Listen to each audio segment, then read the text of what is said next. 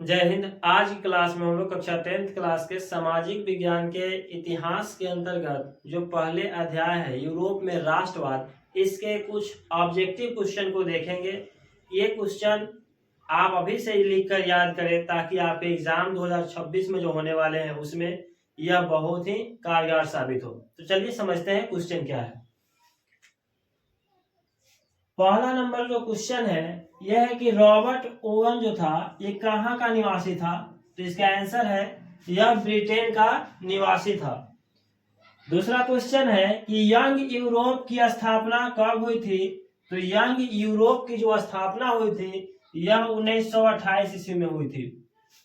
तीसरा क्वेश्चन है कि यंग इटली की स्थापना किसने की थी।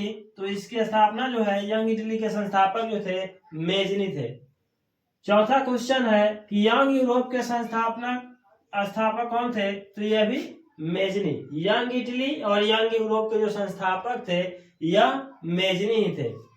पांचवा क्वेश्चन है इटली में राष्ट्रवाद का जन्मदाता किसे कहा जाता है। तो इटली में राष्ट्रवाद का जो जन्मदाता कहा जाता है वह नेपोलियन को कहा जाता है।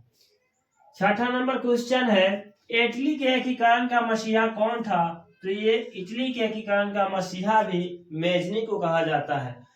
प्यारे बच्चों, अगर आप इन सभी चैप्टर का लेक्चर वीडियो देखना चाहते हैं जिसमें हम आपको हर टॉपिक बाय टॉपिक, जैसे कि मेजनी कौन था, गैरीबाल्डी कौन है, नेपोलियन कौन था, ये सब का क्या क्या योगदान है हमारे इतिहास में, इन सभी वीडियो को अगर आप देखना चाहते हैं तो इस वीडियो के डिस्क्रिप्शन में मैं अपने एप्लीकेशन MG प्लस एकेडमी का लिंक दिया हूं। आप यहां से उस एप्लीकेशन को डाउनलोड कीजिए।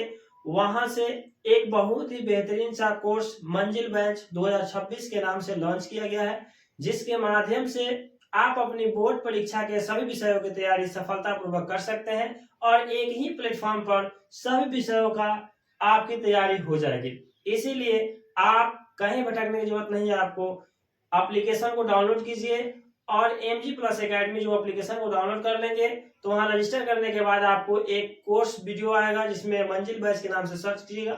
आप वहां पे जाकर के इन सभी का क्लास तो आप कर ही पाइएगा, लेकिन लेक्चर वीडियो के साथ साथ आप वहां पे एक सुविधा और है कि आप इन सभी क्वेश्चनों का ऑप्शन बाय ऑनलाइन टेस्ट दे सकते हैं। तो ये आपके लिए बहुत बेहतरीन है, क्योंकि आज के समय में डिजिटल जमाना है। अगर आप डिजिटली नहीं जाएंगे तो बहुत सारा क्वेश्चन जो है मिस हो जाएगा। अगर आप याद भी करना चाहें तो देखा हुआ चीज क्या होता है ना, आप जब मोबाइल कैलकुलेट करते हैं वो चीजें, जैसे फिल्म कोई मूवी वगैरह देखते हैं तो आपके दिमाग में बैठ जाता है। यानी ऑनलाइन जो आप देखते हैं चाहे कुछ करते हैं पूरा कंसंट्रेट के साथ करते हैं, लेकिन ऑफलाइन में आप कहीं भी थोड़ा क्या होता है ना कि ध्यान भटकता है, लेकिन ऐसा नहीं होता है ऑफलाइन ऑनलाइन में। तो आप वैसा जरूर करेंगे। एप्लीकेशन को जरूर डाउनलोड कीजिए। देखिए कमेंट में भी है मेंशन किया गया, आप यहां से भी एप्लीकेशन को डाउनलोड कर सकते हैं, डिस्क्रिप्शन में तो दिया हुआ है, आप देख सकते हैं। सातवां नंबर क्वेश्चन है इटली के एकीकरण की तलवार कौन था। इटली के एकीकरण की जो तलवार था गैरीबाल्डी। गैरीबाल्डी से एक और क्वेश्चन है कि गैरीबाल्डी पेशे से क्या था। तो वह एक नाविक था। आठवां नंबर क्वेश्चन है इटली और जर्मनी वर्तमान में किस महादेश के अंतर्गत आते हैं। तो इटली और जर्मनी वर्तमान में यूरोप महादेश में है। हम लोग जो है एशिया महादेश, यानी भारत जो है एशिया महादेश का हिस्सा है। 9 नंबर क्वेश्चन है कि जर्मनी के एकीकरण के लिए कौन उत्तरदायी है। तो जर्मनी के एकीकरण के लिए बिस्मार्क को उत्तरदायी माना गया है। 10वां नंबर क्वेश्चन जो है जर्मनी के एकीकरण का प्रमुख वास्तुकार कौन था। तो इसका भी है वास्तुकार जो थे बिस्मार्क ही थे। 11 नंबर क्वेश्चन है इटली एवं जर्मनी के एकीकरण के विरुद्ध कौन देश था। जब इटली और जर्मनी का एकीकरण हो रहा था तो इसको विरोध में कौन सा देश था। तो वह था ऑस्ट्रिया। ऑस्ट्रिया नहीं चाहता था कि इटली और जर्मनी का एकीकरण हो। 12 नंबर क्वेश्चन है कि इटली के एकीकरण में निम्न में से किसका संबंध नहीं है। तो इसमें जो संबंध था ये बिस्मार्क का नहीं है। इस एकीकरण में, इटली के एकीकरण में बिस्मार्क का संबंध कोई नहीं था। वो नहीं चाहता था कि ये हो। फ्रांस की क्रांति का प्रमुख कारण क्या था। फ्रांस में जो क्रांति हुआ था उसका कारण क्या था। तो निरंकुश शासन मेन था वो। 14 नंबर क्वेश्चन है कि फ्रांस की क्रांति का अग्रदूत किसे कहा जाता है? ये होता है राजदूत, जो राजा के द्वारा भेजा जाता है। ये अग्रदूत है रूसो। रूसो क्या था? फ्रांस की क्रांति का अग्रदूत है, यानी आगे आकर के सामना करता था। फ्रांस ने मानव और नागरिक अधिकारों की घोषणा किस सभा में की? फ्रांस ने मानव और नागरिकों के अधिकारों की घोषणा जो है संविधान सभा में की थी। कहाँ की थी? संविधान सभा में।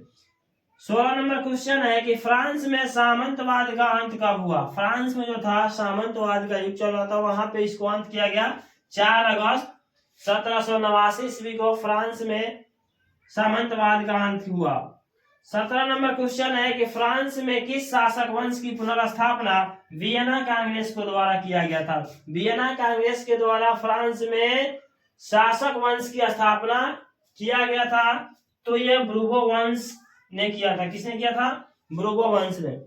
18 नंबर क्वेश्चन जो इस वीडियो का लास्ट क्वेश्चन है, यह है कि यूरोपीय सभ्यता का पालना किसे कहा जाता है? यूरोपीय सभ्यता को कौन पालन पोषण करता है? तो मतलब एक प्रकार का एक शब्द है, इसे आप पालना मत समझ लीजिएगा।